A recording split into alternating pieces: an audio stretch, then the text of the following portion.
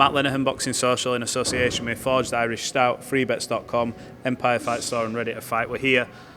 Showtime Sonny Edwards. It's been a while since we spoke. Watched your fight. You're back in the gym already. 2024, look, how are we feeling anyway? Any more sponsors or is that all? Look, I get told, I've got to say, so I'm saying them, but no more for now. No more? Oh, no, there might be some that pop up. First 5 minutes of the video, yeah, I know. But yeah, look, shout out to them. No. Big up to all the sponsors. Straight back in. First week back this week. Had a couple of weeks off, Christmas and New Year. Like I said, in Saudi and since the fight, straight back on it. Have you had time to sort of reflect, watch the fight back, see what happened in there, and sort of analyse the performance as a whole? Have you done any of that yet? Yeah, I feel like I was very conscious and aware of everything that was happening in the fight, all the way up to the getting put down and my corner stopping the fight. I can remember it quite vividly. That I said straight after the fight, my eye went in the second, and it made a very challenging fight. I don't want to say impossible, but that's what it felt like. Things I can normally see, slight movements in the shoulder as they start throwing a punch, range. I didn't have any of that. I had blurry vision in my left eye, and that's what it was. And then I realised I had to fight to try and win, because obviously I'm a competitor, I'm a very ambitious person, and I love fighting. So once I was in that sort of predicament, the game plan kind of went out the window, and it was just you throw, I throw, and see what happens. Unfortunately, I wasn't the man on the night, but I'll come back again. Absolutely, and although in defeat, we got to see, I suppose, a side to you we've not had to see because of how you fight, and sort of, with no disrespect to anyone you fought, you've made a lot of your fights look very easy, although they may not have been. But in there, you had to show a different side to yourself when the going gets tough and you're in there with a puncher and things go wrong up here, that you will walk forward and just have it with anyone. Do you look back and just sort of take away a bit from that? So you proved your toughness. You've not really had to do that as much throughout your career, if you know what I mean. You showed a different side to yourself, even in defeat. Yeah, but that part of me, I obviously, as you can imagine, I've always known I'm capable of. Just because I get in the ring and usually my opponent doesn't make me do anything that makes me come out of that sort of pattern or rhythm.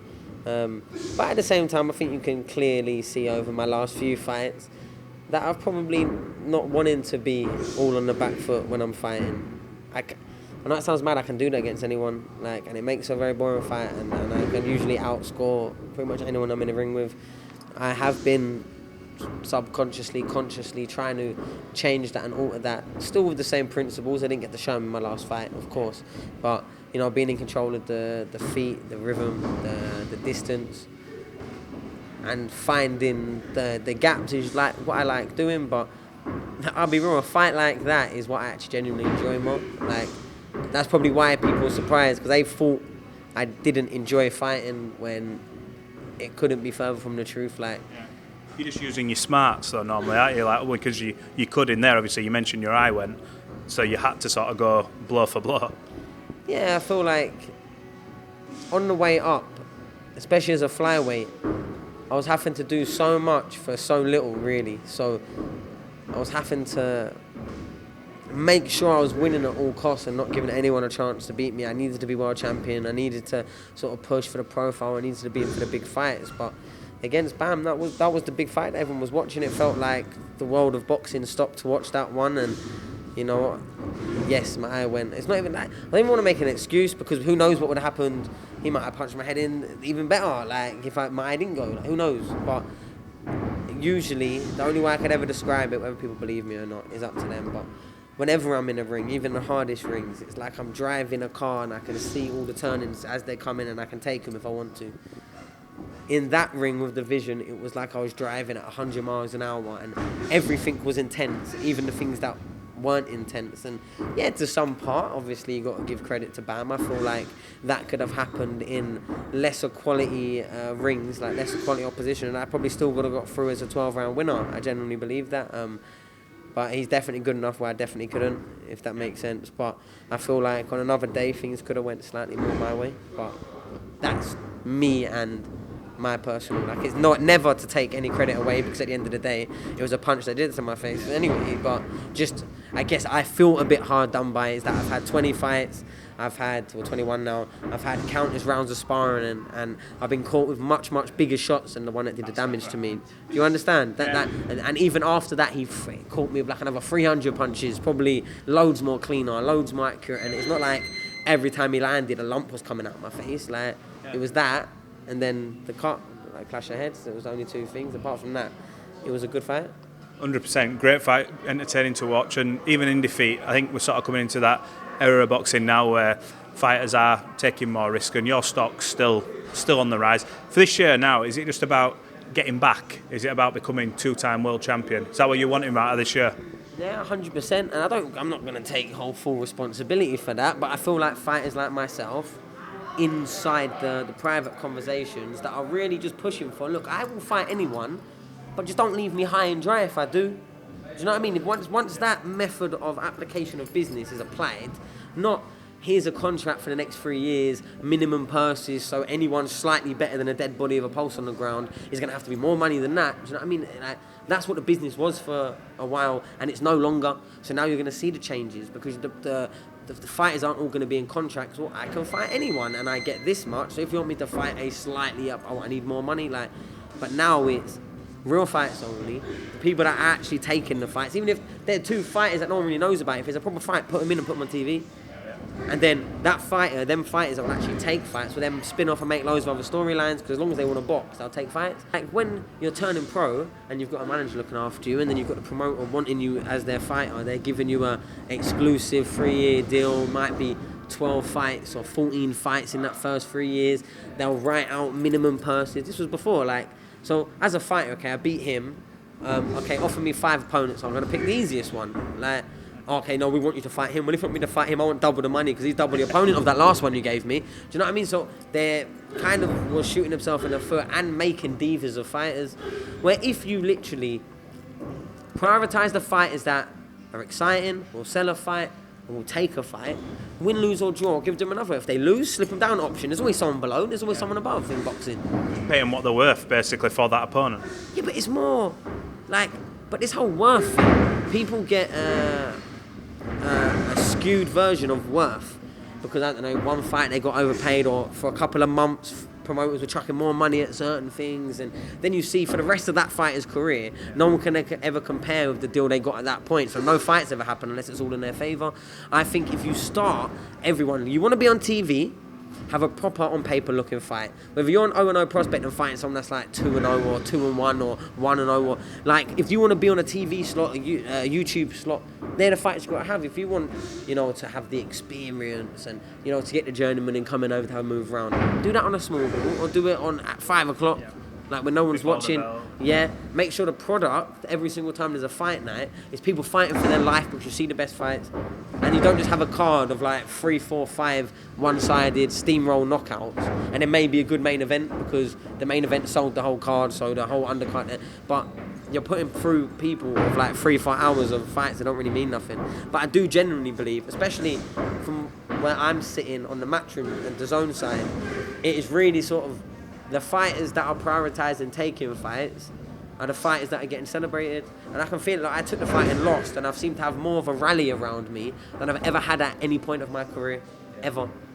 It's mad that, isn't it, the fact that you took a loss and now it's almost like, oh yeah, it's more celebrated than maybe when you were champion. But I suppose that comes with the promotion. It was a big fight. It was a huge fight. It was built for ages. Yourself and Bam's, has been highly touted for what he did, rightly so as well. But you're at that point now where it's not a big rebuild for you, because you proved you're at that level. It's just about getting back on the horse. In terms of your injury, how long does that set you back? When can you realistically look at stepping back in a ring? So I haven't 100% got like a guaranteed answer, but I think I'll be back in June and July. Obviously I suffered some damage. I was diagnosed with a fracture immediately after the fight in the hospital out in America. People want proof, you know what I mean? I'd rather them be asking for it, you know what I mean? Do they need proof? I mean, your eye look fucking bad enough, like on a visual test. Why? I don't know why. Who needs proof? Like, fuck me, like. Yeah, but apparently, people lie about these things. So maybe it's a conspiracy theory. Maybe my eye didn't go. After all. Right, I want to talk to you about something else. Twitter. Since the loss, you've sort of been like, you know what? It's all your guys' time to shine now. I've been giving it out for years. Come at me. Even change your name to Sunny 21. But this Anthony Fowler thing, where the hell has this come from? It just seemed to pop out of nowhere. Was this off the back of the O'Hara defeat, where all this back and forth started, and since then he's blocked you? Where has this been? Because it went from 0 to 100 in the space of, a day, like very quickly.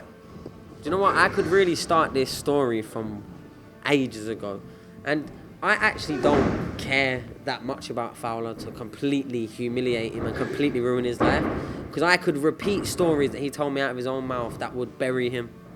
Seriously. And a lot of people know me, a lot of people know my character, know that I don't lie about things, not in public.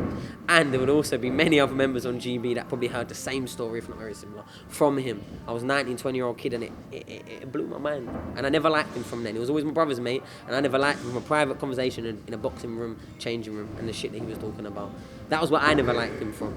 Since then, over the years, there's been stories that I could go into of Fowler leaving my brother. So imagine when you sort out free tickets. Outside the Echo? It weren't the Echo, actually. It was Manchester Arena. I got the confirmation of my brother, yeah. Tom Stalker fought that night, yeah.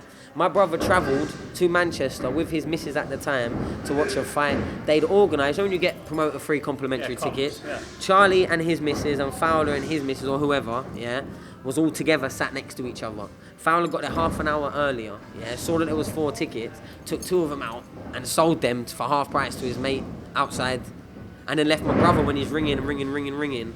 No answer. Outside for 45 minutes until, I'm sure it was a Queensbury show, and they sorted him out. Once they realised he was out there, sorted him out, sorting the tickets. Then Fowler's going, let's go to the club. Anyway, there's loads of reasons why I don't really like him, because I don't think he's a good person. But I've always been civil with him, because I don't start problems for no reason that aren't actual real problems. I gave him a bit of banter last year when he was absolutely slaughtering Tommy Fury, calling him terrible, saying he should be knocking out Jake Paul, saying his shit, really only because of the jealousy that Tommy Fury in that one night made more money than Anthony Fowler's ever made from boxing and selling CBD combined. So he was just, probably drunk, writing negative shit. And I made a jokey comment of someone that, okay, I don't like him as a person, I think he's a scumbag person, genuinely, yeah, but I have no active issue with. He's just someone. You understand? So I made a little joke. Have you not taken your bedtime CBD gummy bear? You know what I mean? Basically on the Snickers. You haven't eaten it. To which he started going off on one. He was drunk. His boxing career had come to a finish, but he hadn't announced his retirement at this point. He was drunk, saying stuff along the lines of, haven't you? You've always got something to say. I'll see you when I see you. All going off on one. So which I terrorised him then. Anyway, fast forward from that I'll see you when I see you. He tried DMing me saying, go on lad, you delete the tweets and we'll be alright. I laughed at my phone, locked my phone, never deleted the tweets. Fast forward 3-4 months, I'm commentating. This is our different of realities. I'm commentating Joe Cordina. I'm commentating my first world title fight in Cardiff. I'm a world champion then. Former world champion, but at the time I was world champion. People treated me nicely with respect. I don't spread negativity around me, so when I go, usually people they receive me quite well.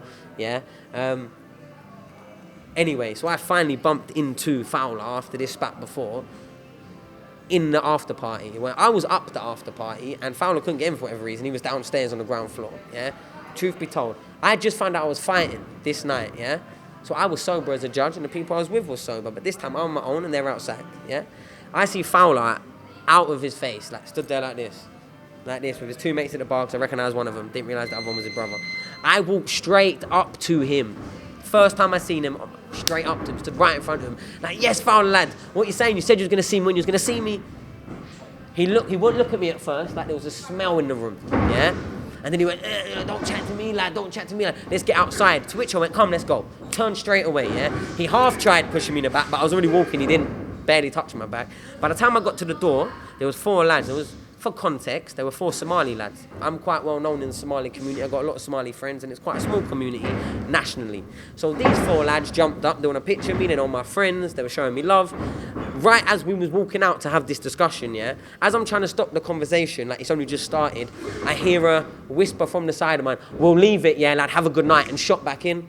So what did I do? Stopped the conversation, went straight back. Fowler's now got his back to me, yeah? And this is all of my kid's life, may I say. I've walked straight up to him and I've slapped him in the back and gave myself some space because I thought, hey, he's a bit big, you know what I mean? Slapped him in the back. As I'm walking away, come. Now, to one part that is true about his story, at this point, one of my friends I was with had clocked onto me going there, and didn't know what was going on. I didn't think there was no drama. Walked over going, yo, what's up? To which I've just walked straight past him and these three have followed me. So he's joined in the follow. Now I went straight into Fowler and I've just started giving it to him. I've started cussing him, and then his brother has tried coming round on a sly one to me, on which he did bump into my 6'9" friend, the one he described, who made him shit himself. Then he saw Lyndon sat next to him and they double shit himself going, oh, you're with these as well, aren't you? All of a sudden, Fowler's face dropped when he realised what time it was, yeah? It weren't no bully boy time. All of a sudden it went, and I quote, do you know what it is? I'm sorry, lad. I overreacted.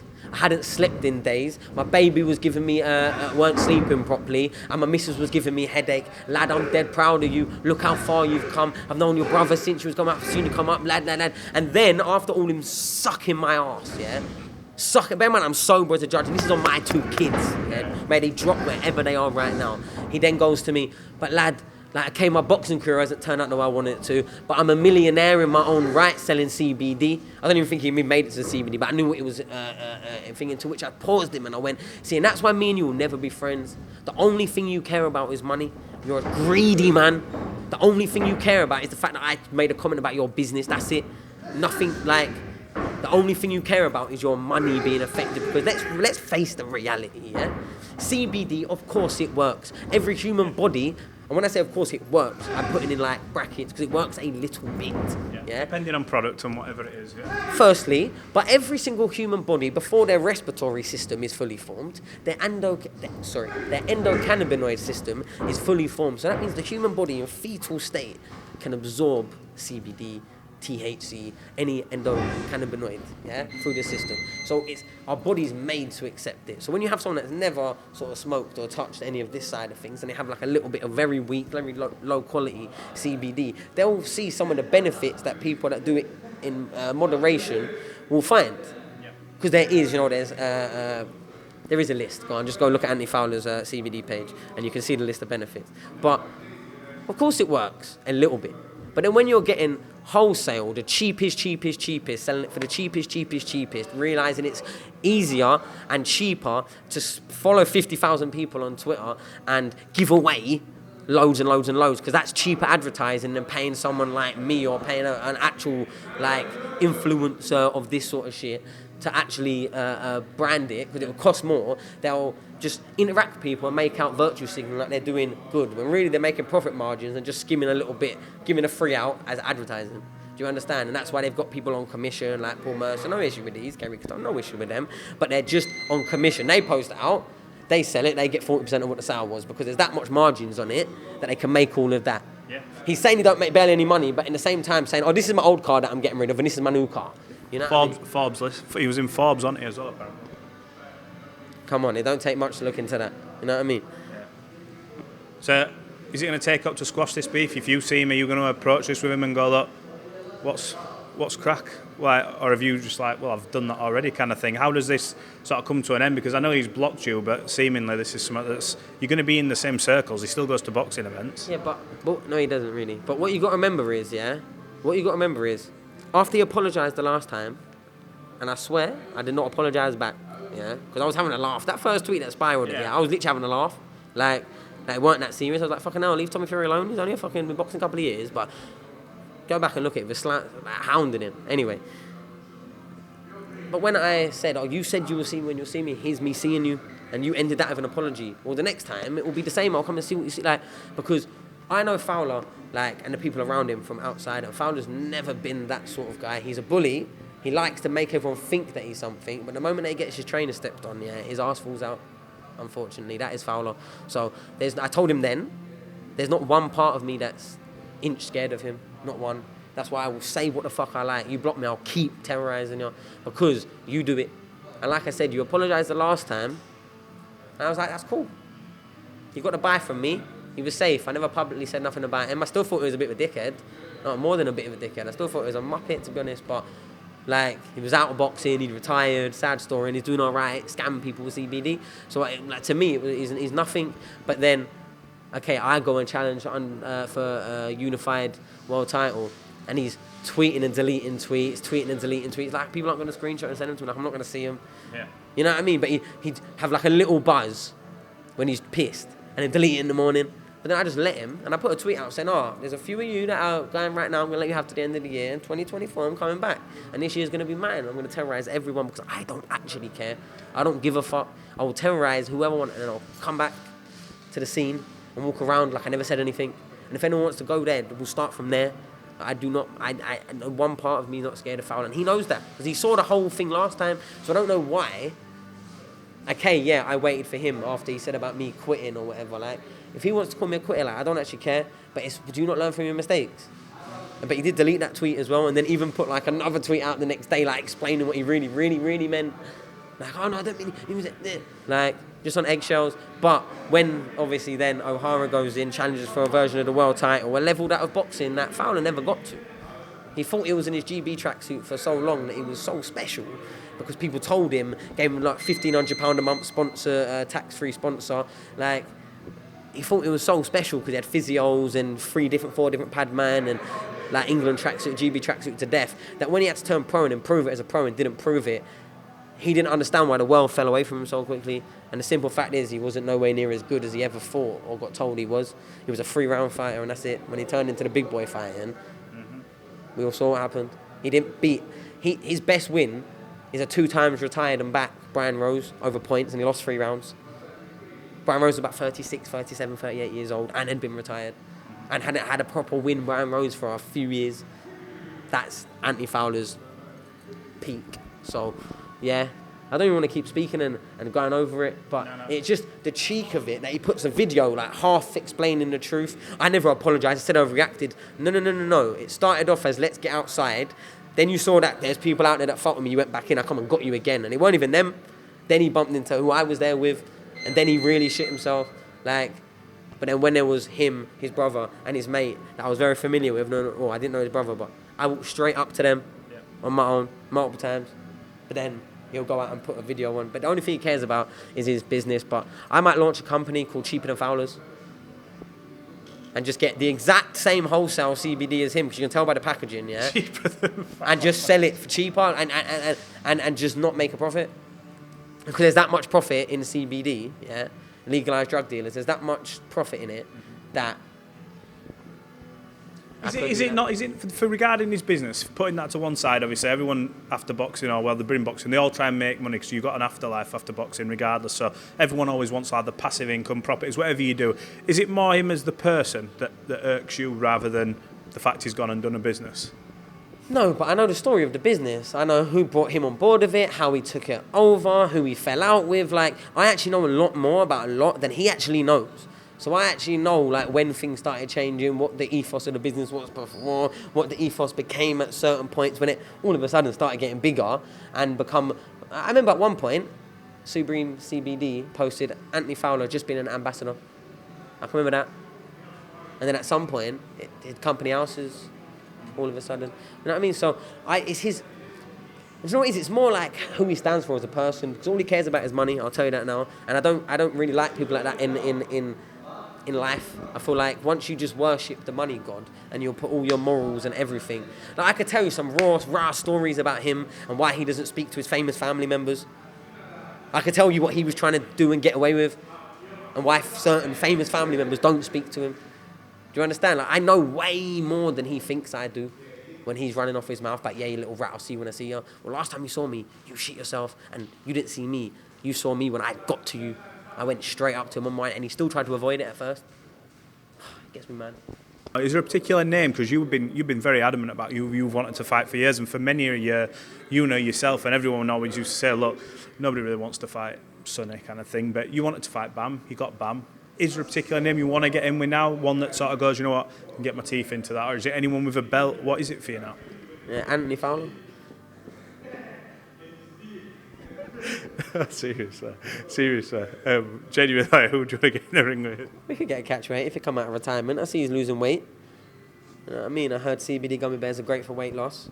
reducing anxiety.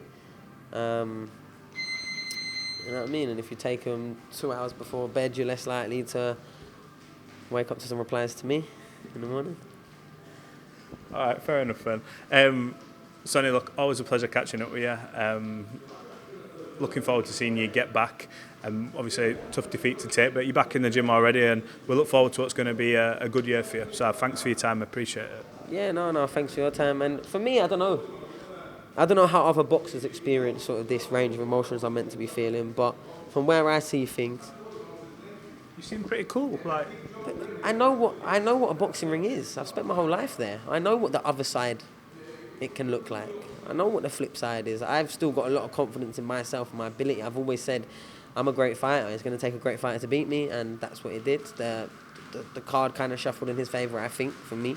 But yeah, it took a great fighter to beat me, and he is one. So being part of an event and being a big part of an event, the main part of an event, that in America, you know, near 5,000 people are gathering to watch two flyweights box in two, like, kind of an... Who would have thought it? But yeah, but like, and the money that was on the line and the promotion and yeah, like the moment, like I've been chasing moments like that my whole life, and I'll continue to do so. Like whether my record is 40-1 or 30-10-2, all I want to be in is big events, and all I want to do is be in big fights that I genuinely care about.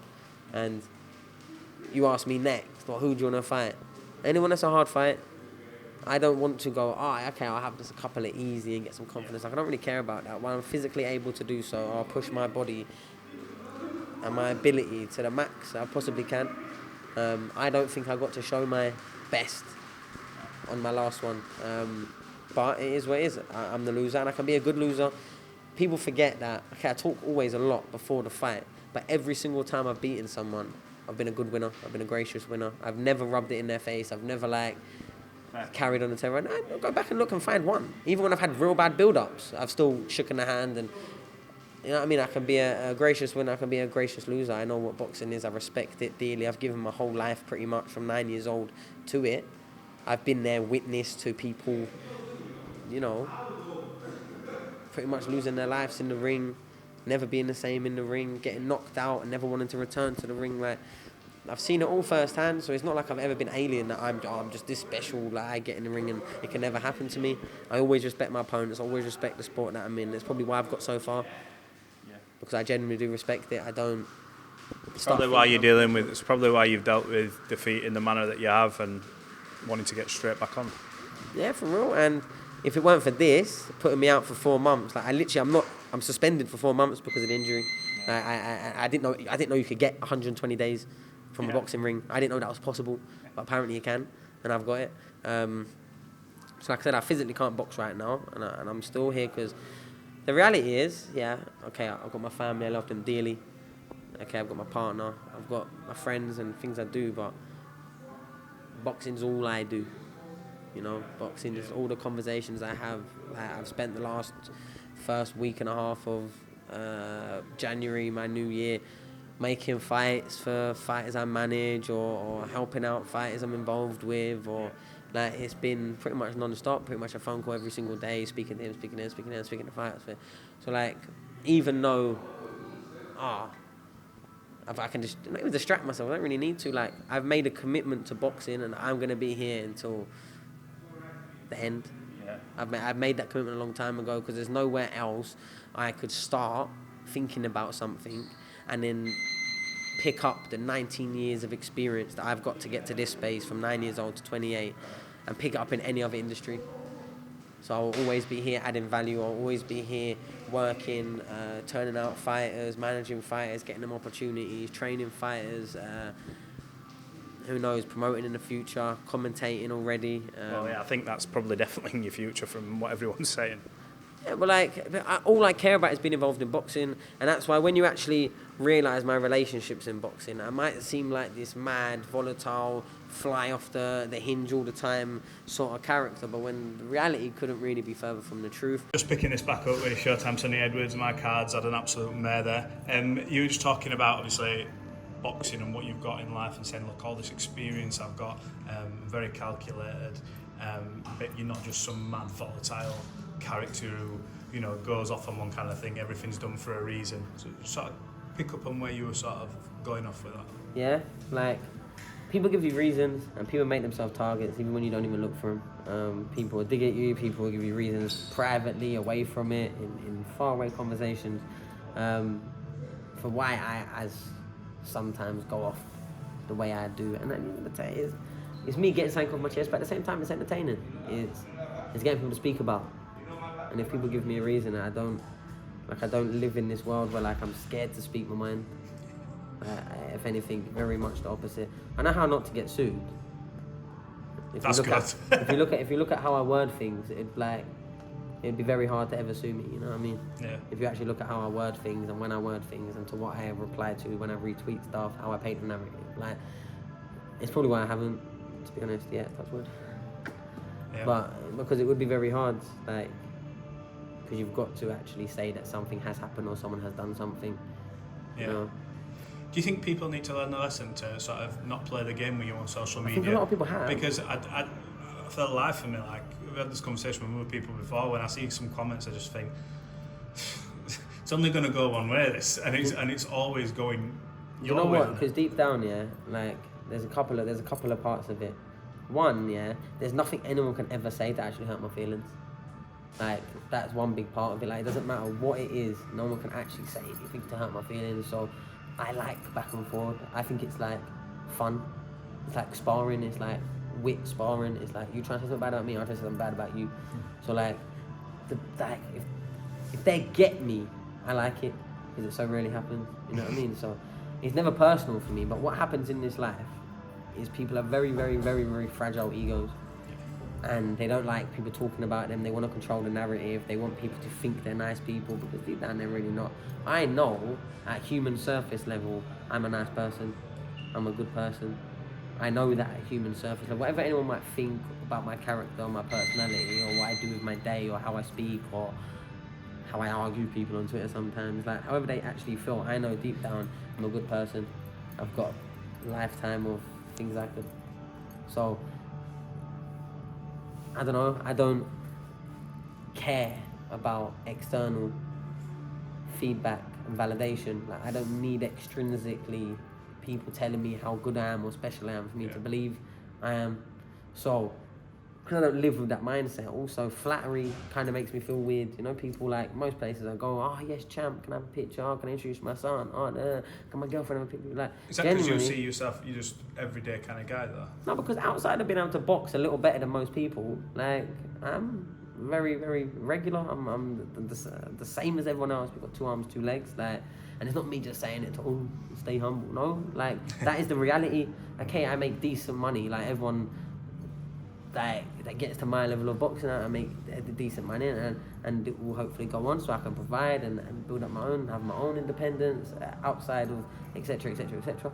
But like, I don't think it makes me feel any special, any part of it, because you know the people you see up on the way out, you see straight back down on the way down. And I've seen people, like, I could genuinely live a life and be on basic and go back to no one calling me and asking me for a favour, not have, like, you know, your family sort of like pressures and things. Like, I could happily go back to that and have a very happily ever after, I think. So like, I'm not superficial, I just like enjoying life. I like yeah, enjoying my version of experience. And yeah, sometimes I'll just be spouting and verbal sparring with the right target, though. It's never just all over the place. It's never picking up on no one that didn't deserve it. It might not always be completely transparent or apparent as to why I'm hounding someone, but you always have a reason if it is. Always have a deep reason that the person that I'm usually hounding wouldn't even want me to really speak about. Do you know what I mean? It's usually like that. Like, if I actually sit here, I just drop on a couple of things. If I really go through like the timeline of everything that was specifically said and everything like about Fowler, people just think, wow. Do you know what I mean? But because I channel that into, okay, when he's being a public dick, like calling him out for it, hounding O'Hara. The only reason he don't like O'Hara, yeah, is because O'Hara ignorantly, when arguing with is this the Tommy Coyle. This is the Liverpool. He's not even from Liverpool, yeah. And I know O'Hara from a young age, yeah. Like stuff like, want to say like politics and, you know, general what's going on about like years ago football disasters. Like, I promise you that I'd be completely shocked if he had any idea.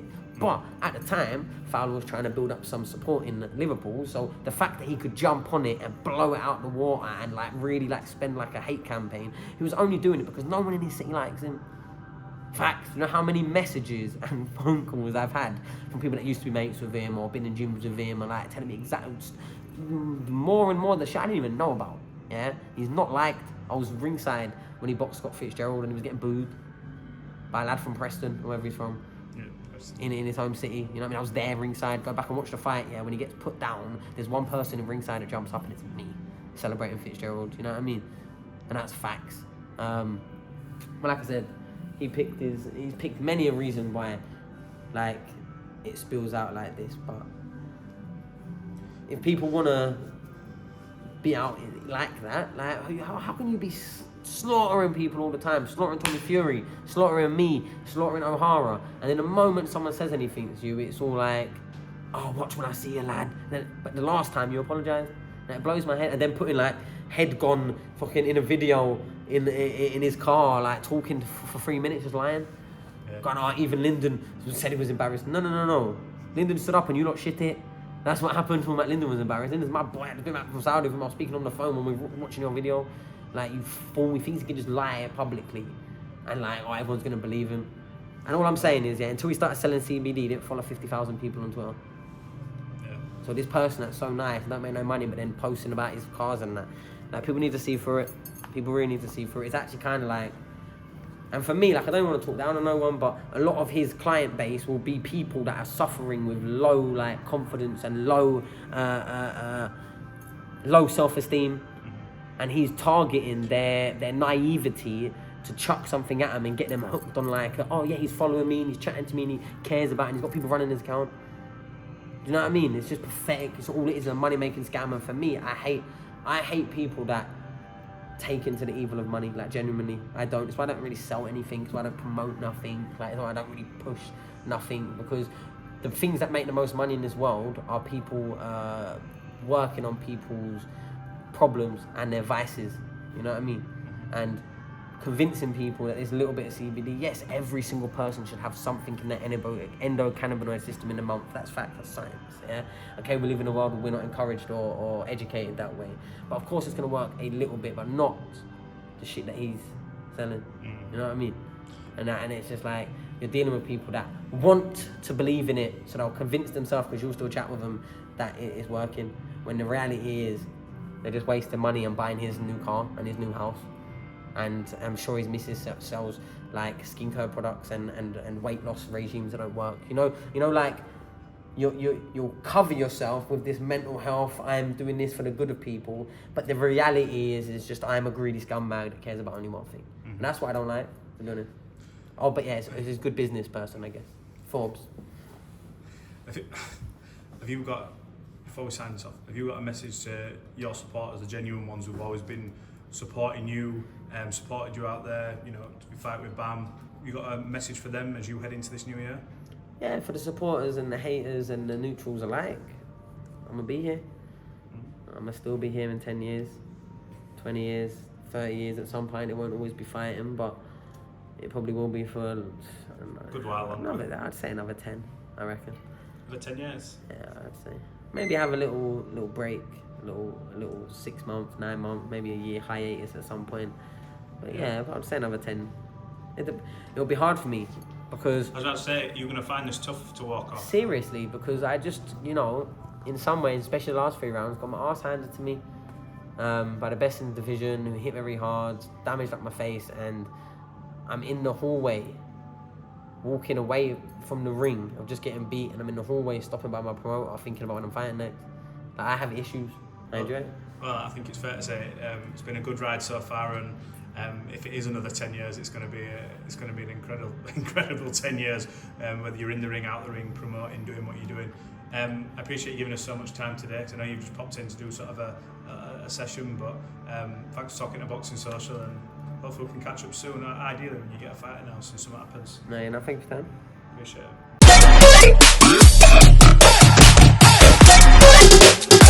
it.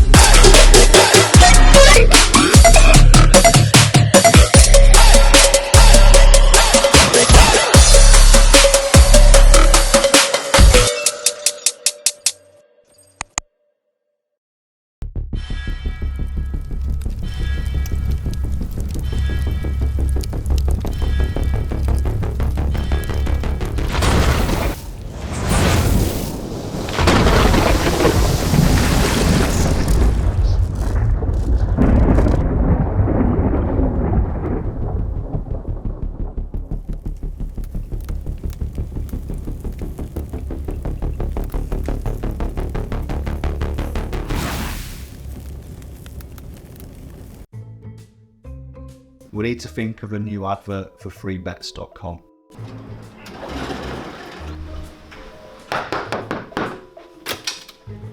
Get your best betting offers from freebets.com. Yeah, that'll do. The following deals are now live.